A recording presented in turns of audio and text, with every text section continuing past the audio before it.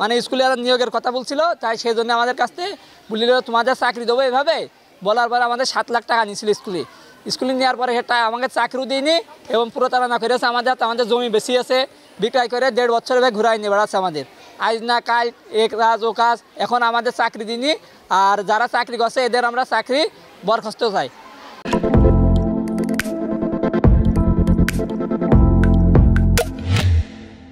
এই বিদ্যালয়ের ঘুষ বাণিজ্যের মাধ্যমে 1 কোটি টাকা লেনদেন হয়েছে।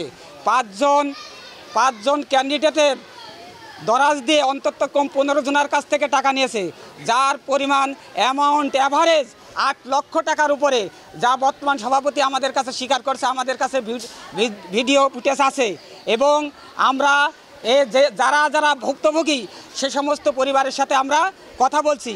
আমরা এই ঘুষ দুর্নীতির মাধ্যমে এবং প্রশ্ন ফাঁসের মাধ্যমে যে নিয়োগ হয়েছে এই নিয়োগকে আমরা বাতিল চাই এবং যারা এদের সাথে জড়িত তাদের দৃষ্টান্তমূলক শাস্তি চাই এবং আইনের আওতায় এনে তাদেরকে যেন এমন কঠিন শাস্তির আওতায় আনা হয় ভবিষ্যতে যেন এই ধরনের দুর্নীতি তারা না করতে পারে।